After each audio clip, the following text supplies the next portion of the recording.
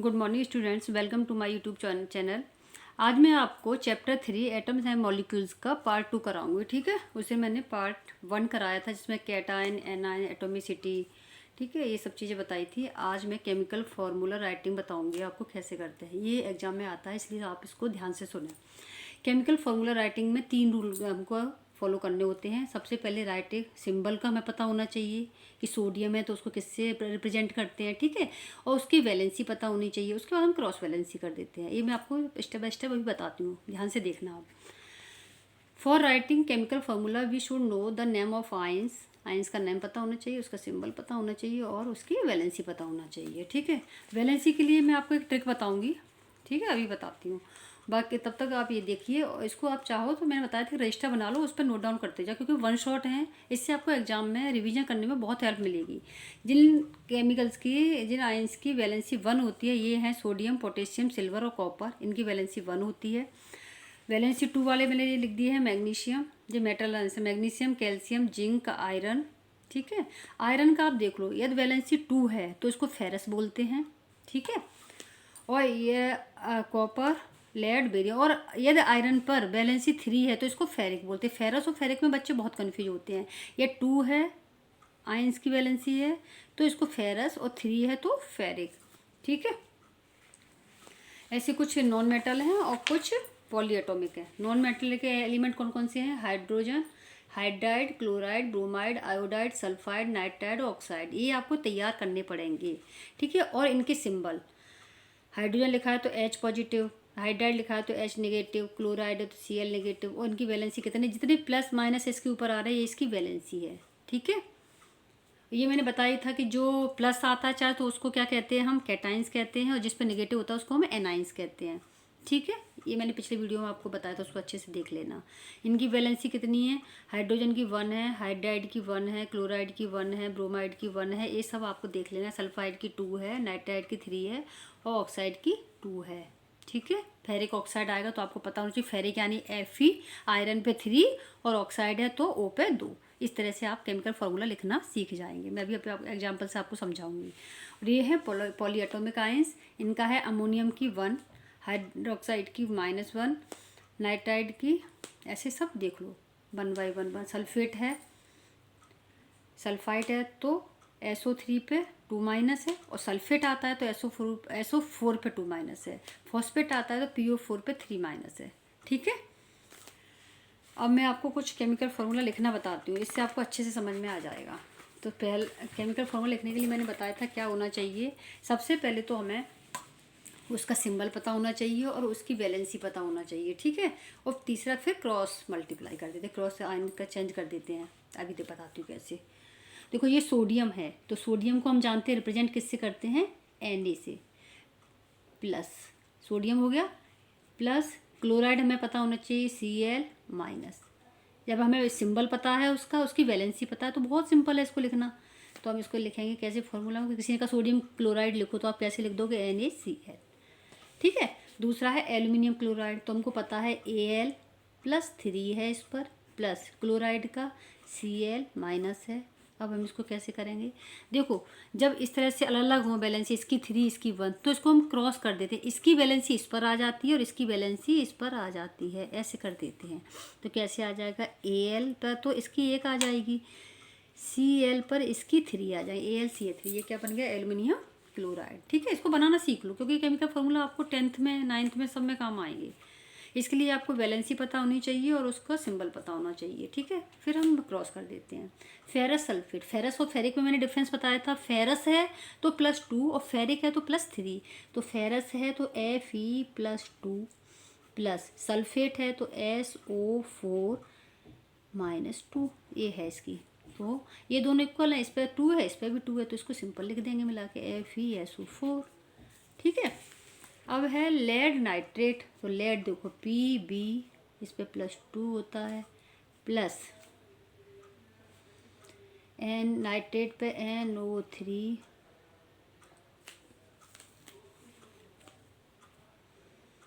ठीक है। क्या आ जाएगा, सो Pb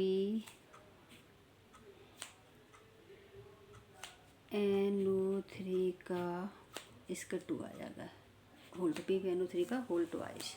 ठीक है, अब आ जाओ फेरिक ऑक्साइड। फेरिक है तो Fe+3 हो गया, प्लस ऑक्साइड है तो O पे -2 हो गया, तो क्या हो गया Fe2O3। इसके 2 इस पे आ गए, इसके 3 इस पे आ गया। ठीक है, सोडियम कार्बोनेट Na++ कार्बोनेट है तो -2, अब क्या आ जाएगा, इसका 2 इस पे Na पे तो Na2CO3, इस पे 1 है तो CO3 के साथ। इसको हम क्या कहते हैं, वॉशिंग सोडा। क्या कहते हैं, वॉशिंग सोडा। इसी से कपड़े धोते हैं। ठीक है, इसको वॉशिंग सोडा, इसका जनरल नेम आ जाता है लिखने के लिए, कॉमन नेम बताओ तो वॉशिंग सोडा का तो आप क्या लिख दोगे, केमिकल फार्मूला ये। सोडियम बाई कार्बोनेट है, सोडियम यानी Na+ प्लस बाई कार्बोनेट का फार्मूला होता है HCO3-, तो ये क्या बनेगा NaHCO3, ये बनेगा सोडियम बाई कार्बोनेट। इसको हम क्या कहते हैं, बेकिंग सोडा। ये कौन सा होता है, खाना सोडा, जिसको डालते हैं बेकरी केक वगैरह बनाने के लिए, तो इसको क्या कहते हैं, बेकिंग सोडा का भी फॉर्मूला लिखने के लिए आ जाता है। ठीक है, तो ये आप तैयार कर लेना, इंपॉर्टेंट है दोनों। ठीक है, लिखना आया ना आपको, सिंबल पता होना चाहिए, उसकी वैलेंसी पता होना चाहिए, तो आप आराम से लिख लेंगे उसको। ठीक है, अब नेक्स्ट हम पढ़ लेते हैं मॉलिकुलर मास। केमिकल फार्मूला लिखना आ गया। अब हम पढ़ेंगे दूसरा मॉलिकुलर मास। ये भी बहुत आता है, इसको आप ध्यान से देखिए। मॉलिकुलर मास क्या होता है, किसी भी मॉलिक्यूल्स में प्रेजेंट जो एटम है, ठीक है, किसी मॉलिक्यूल्स में प्रेजेंट एटम्स के एटॉमिक मास का सम, उसका मॉलिकुलर मास कहलाता है। जैसे आप देख लेते हैं, क्या लिखा है definition, the sum of atomic masses of all atoms present in a molecules. ठीक है, अब जैसे वाटर का निकालना है मॉलिकुलर मास, कैसे निकालेंगे, वाटर के 2 एटम्स हैं तो 2 लिख दिया। ठीक है, इसका एटॉमिक मास 1 होता है तो 1 लिख दिया, प्लस ऑक्सीजन का 1 मॉलिक्यूल है 1 लिख दिया, इसका एटॉमिक मास 16 होता है तो 16 लिख दिया।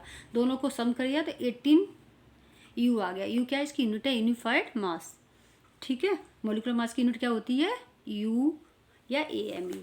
ठीक, अब क्या है दूसरे का आप देख लीजिए। जैसे हमें अमोनिया का मॉलिकुलर मास निकालना है, तो अमोनिया का निकालना है तो नाइट्रोजन है इसमें 1 एटम, तो 3 हाइड्रोजन के हैं। ठीक है, N लिखेंगे तो 1 है तो 1 लिख दिया, मल्टीप्लाई एटॉमिक मास नाइट्रोजन का कितना होता है 14 प्लस 3, इसके एटॉम है इसे 3 लिख दिया, मल्टीप्लाई इसका एटॉमिक मास 1 होता है तो 1 लिख दिया, इनको प्लस किया 17 U आ गया। ठीक है, या AMU, कोई दोनों में से एक यूनिट लिख दी जाती है मॉलिकुलर मास की। सही से समझ में आ गया। देखो एटॉमिक मास को तैयार करने के लिए, जब आप एटॉमिक मास को तैयार करेंगे उसके लिए मैं तुम्हें एक ट्रिक बताती हूँ। ये रहा, how to remember atomic mass of first 20 elements. जैसे मैंने उसकी बताई थी ना, happy Hira likes bakery bread, बताया था ना, उसकी ट्रिक किसके लिए थी, एटॉमिक नंबर के लिए। ये एटॉमिक मास की ट्रिक है। If atomic number is even, यदि एटॉमिक नंबर हमारा 2, 6, 8 और 10 है, ठीक है, तो एटॉमिक मास कैसे निकालेंगे, एटॉमिक नंबर मल्टीप्लाई 2। ठीक है, ये हमारा फॉर्मूला है। एटॉमिक नंबर में पता होना चाहिए, मल्टीप्लाई 2 कर दो। जैसे हमारा इवन कार्बन का 6 होता है, इवन नंबर है, तो हम एटॉमिक मास कैसे निकालेंगे, 6 × 2 = 12 आ गया। ऐसे ही यदि हमारा इवन नंबर है एटॉमिक नंबर, तो हम कैसे निकालेंगे, एटॉमिक नंबर लिखेंगे, मल्टीप्लाई 2 करेंगे, प्लस 1 और कर देंगे। एग्जाम्पल जैसे लिथियम का निकाल रहे हैं तो 3 × 2 + 1 = 7 आ गया एटॉमिक मास। ठीक है, ये ट्रिक अच्छी लगी है ना, आराम से निकाल लोगे आप। इसमें ये एक्सेप्शन है, क्या क्या है, हाइड्रोजन इसका 1 होता है, बेरिलियम का 9 होता है, जबकि उस फॉर्मूले से कितना होना चाहिए था, बेरिलियम का इवन नंबर है ना, तो कितना होना चाहिए, एटॉमिक नंबर 4 × 2 8 होना चाहिए था फॉर्मूला के अकॉर्डिंग, बट इसका 9 होता है, इसलिए ये एक्सेप्शन है। 7 नाइट्रोजन का 14 होता है, वैसे होना कितना चाहिए था, इवन नंबर है तो कितना होना चाहिए था, एटॉमिक नंबर 7 × 2 + 1 कितना होना चाहिए था, 15 होना चाहिए था, ना 15 है ना 8 है, ये दोनों कितना होता है 14 है, इसलिए ये एक्सेप्शन में 4 याद कर लेना। ठीक है, चलिए मॉलिकुलर मास आपको समझ में आ गया था। मॉलिकुलर मास के बाद अब हम पढ़ते हैं मोल कॉन्सेप्ट। मोल कॉन्सेप्ट क्या होता है, ये भी बहुत इंपॉर्टेंट है, इसको ध्यान से पढ़ो। 1 mole of substance is equal to the 6.022 × 10⁻23 unit. इसको हम कहते हैं एवोगैड्रो नंबर। एवोगैड्रो साहब एक थे, उन्होंने इस नंबर को डिस्कवर किया था, इसलिए इस नंबर को क्या कहा जाता है, एवोगैड्रो नंबर या Na से शो करते हैं। ठीक है। अब इसको ऐसे समझ लो, जैसे हमसे कोई कहे, हाँ हम किसी के पास जाते कहते हैं हमें 1 दर्जन बनाना दे दो, तो वो कितने दे देगा तुमको? 12। ठीक है। जैसे 1 डजन बराबर होता है 12 यूनिट्स, 1 पेयर बराबर होता है 2 यूनिट्स। ऐसे 1 मोल या कोई केमिकल मांगता है तो आप कितने दोगे? इतने एटम्स दोगे उसके, 6.022 इंटू 10⁻23। ओके, वैल्यू समझ में आई? 1 मोल का मतलब आपका कितना है, ये वैल्यू आपके दिमाग में आनी चाहिए कि 1 मोल हमसे कहा जा रहा है तो ये वैल्यू है उसकी। और इसको शो किससे करते हैं? Na से, एवोगैड्रो नंबर से। ठीक है। अब आ जाते हैं हम मोलर मास। मोलर मास क्या होता है? Mass of 1 mole of an element या कंपाउंड। एक मोल एलिमेंट्स का जो मास होता है उसको हम मोलर मास कहते हैं। अब हमसे किसी का मोलर मास निकाला जाएगा तो हम कैसे निकाल लेंगे? Molar mass of 1 mole of carbon का आपसे कहा कि एक कार्बन का, वो 1 मोल कार्बन का मोलर मास निकालो। तो देखो हमें पता है 1 मोल कार्बन कह रहे हैं तो इसका मतलब क्या हो गया? 6.022 मल्टीप्लाई 10⁻23 की बात कर रहे हैं। ये हमको पता चलेगा 1 मोल हम इतने को कहते हैं। ठीक है। इतने का निकालने का मोलर मास करें तो हमें एक कार्बन का मोलिकुलर मास पता है, एक कार्बन का एटॉमिक मास पता है, कितना होता है? 12 होता है। ये हमें निकालना बताया था मैंने। एक का हमको पता है और इतने का पूछ रहे हैं तो सिंपल मल्टीप्लाई कर देंगे। 1 कार्बन का एटॉमिक मास 12, तो इतने का कितना है? मल्टीप्लाई 2, वो 12 यू आ गया। ठीक है। इसको हम इतनी बड़ी यूनिट को ना लिख के 12 ग्राम भी लिख देंगे तो यही वैल्यू होती है। ठीक है। अब देखो हम दूसरा निकालते हैं, molecular mass of 1 mole of H2O। यदि हमसे कहा कि वाटर के एक मॉलिक्यूल्स का मोलर मास निकालो, तो आप कैसे निकालोगे? 1 मोल का, देखो 1 मॉलिक्यूल्स का हमको मोलर मास पता है 18 होता है। कैसे? अभी हमने निकालना बताया था पीछे कि इसका 2 होता है, 2 प्लस ऑक्सीजन का 16 होता है, 16 प्लस 2 का 18 होता है। ठीक है। तो 1 मोल का निकालेंगे कैसे? 1 मोल का मतलब क्या कहा जा रहा है हमसे कि 6.022 इंटू 10⁻23 इतने मोल्स का निकालना है, इतने मॉलिक्यूल्स का निकालना है। तो इतने एक मॉलिक्यूल्स का हमको पता है मोलर मास, इतने का निकालना है तो उसको मल्टीप्लाई कर दिया सिंपल। इतने को इतना लिख दो, 6.022 इंटू 10⁻23 इंटू 18 यू लिख दो, या इस सबको 18 ग्राम कर दो, सेम वैल्यू। ठीक है। इंपॉर्टेंट फार्मूलाज में हमने नंबर ऑफ मोल्स या तो हमें निकालने के लिए, कोई कहते हैं नंबर ऑफ मोल्स निकालने के लिए आ जाते हैं एग्जाम, तो इसका फॉर्मूला तुम्हें याद होना चाहिए, given mass upon molar mass. और नंबर ऑफ एटम्स या मॉलिक्यूल्स पूछे जाते हैं तो given mass upon molar mass into Na क्या था? Avogadro number. एवोगैड्रो नंबर क्या था? 6.022 इंटू 10⁻23। ठीक है। तो आज हमने क्या सीखा? अब हमने सीखा, आज हमने सिंबल सीखा। ठीक है। उसकी वैलेंसी सीखी और वैलेंसी के बाद हमने मोलर मास। ठीक है। इंपॉर्टेंट फार्मूला ये इस चैप्टर में कंप्लीट हो गया। ठीक है। देखो एक मैं आपको एक ट्रिक बताती हूँ इसकी। देखो वैलेंसी की और एटॉमिक नंबर की, इससे आपको बहुत आराम से याद हो जाएंगे। एटॉमिक नंबर आपको कैसे करना है मैंने बताया था कल। Happy Hira likes bakery biscuits cola noodles on Friday night, ये बताया था। इससे 10 याद हो जाएंगे आपको। कैसे?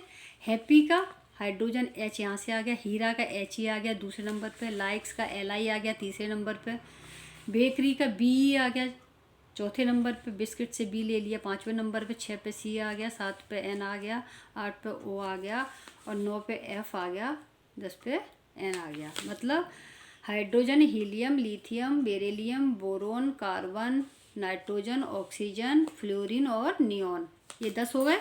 इसी सीक्वेंस में आप याद करोगे तो तुम्हें 10 तक याद हो जाएंगे। Happy Hira likes bakery biscuits cola noodles on Friday night. ठीक है। और फिर उसके 11 से कैसे करोगे? ना मांगो अली से पेप्सी सोडा कोला और काजू केक। तो सोडियम Na का 11, मैग्नीशियम 12, एल्यूमिनियम 13, ऐसे करके आप सारे सीक्वेंस 20 तक याद कर लोगे। ठीक है। अब इनकी वैलेंसी देखो, हम इस सीक्वेंस पे लिख लेंगे। इस सीक्वेंस पे लिखने के बाद हाइड्रोजन का 1 होता है, इसको 1 लिख देंगे। फिर हम कैसे करेंगे? सारे उस सीक्वेंस पे लिख के 0 1 2 3 सीक्वेंस करेंगे, 0 1 2 3 4। ठीक। उसका फिर दोबारा से वो रिपीट कर देंगे, 3 2 1 0। 0 के बाद ये 10 का हो गया। फिर 11 से कैसे करेंगे? फिर वही 1 2 3 4, फिर 3 2 1 0 और फिर 1 2, ऐसे करके 20 की वैलेंसी याद कर लेंगे। ठीक है। ये ट्रिक आपको सही लग रही हो तो ठीक है, ऐसे देख लेना, नहीं तो फिर आप रट्टा मारना और क्या, वैलेंसी तो याद करनी ही है। ठीक है ना बेटा। चलो, ये आपको टॉपिक अच्छा लगा हो, कुछ आपने सीखा हो, मॉलिक्यूलर मास कैसे निकालते हैं, एटॉमिक मास कैसे निकालते हैं, ठीक है। तो इस चैनल को लाइक करें, शेयर करें और सब्सक्राइब ज़रूर करें। सब्सक्राइब कोई कर ही नहीं रहा, देखने के बाद भी सब्सक्राइब नहीं कर रहा है। प्लीज़ सब्सक्राइब करें इस चैनल को, इसलिए कोई भी वीडियो आता है तो सबसे पहले आपको मिले। Thank you for watching.